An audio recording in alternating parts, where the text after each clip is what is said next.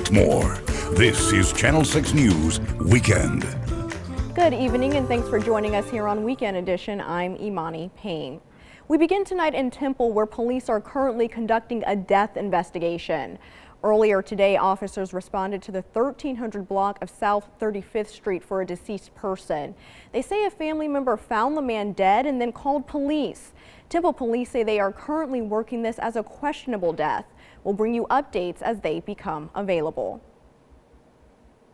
Tonight we're learning more about the 11 people killed Saturday after a gunman opened fire in a Pittsburgh synagogue. The dead include a 97-year-old woman, a husband and wife, and 2 brothers. The victims are elderly men and women ranging in age from 54 to 97. Some of the victims were there to worship, others were participating in a baby naming ceremony. One Pittsburgh man says his uncle went to the service alone and says he hasn't heard from him since. The man hasn't been officially notified by police yet, but says he fears the worst. It is a nightmare right now. It's kind of a fog. You know, I've been touched by a lot of people on social media, and you know, it's just hard right now. This was an attack upon our neighbors and upon our friends, and one that we felt very deeply. The fact that this attack took place during a worship service makes it even more heinous. A place of worship is a sacred place. It's a place of peace and a place of grace. The suspect, 46-year-old Robert Bowers, is facing 29 federal counts, including criminal homicide, aggravated assault, and ethnic intimidation. Well, it's time now for our first check of our weather. Meteorologist Zach Scott is standing by with all of the details. Hey, Zach. Hey there, Monty. Yeah, we are putting a wrap on this weekend, and what a weekend it was. All right, thanks, Zach. Now to Waco, where a person is recovering in the hospital after escaping a house fire. It happened in the 900 block of North 23rd Street this morning. Crews say someone was inside the home when the fire broke out. That person was taken to the hospital with smoke and burn injuries. No other injuries were reported. No word yet on the cause of that fire.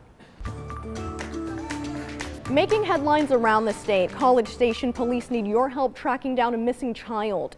Now here's a look at the missing 2-year-old little girl. She's identified as Hassana Anderson. Police say she was last seen at Gabbard Park around 9 this morning.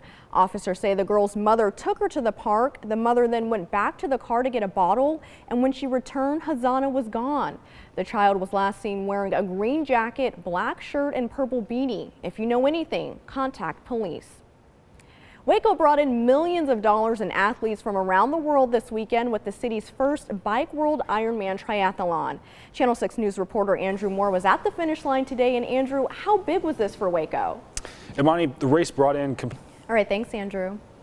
And coming up tonight on Channel 6 News after the game, October marks Domestic Violence Awareness Month. It's a time that hits close to home for Carolyn Thomas.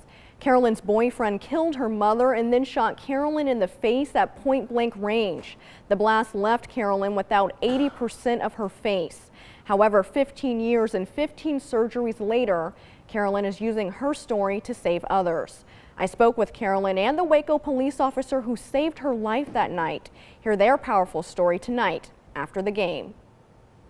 Well, still ahead on Channel 6 News Weekend Edition. In this week's Central Texas Spotlight, we meet a high school football player who also doubles as the marching band's drum major. Plus, we break down what you need to know about the newest iPhones just released. Stick with us.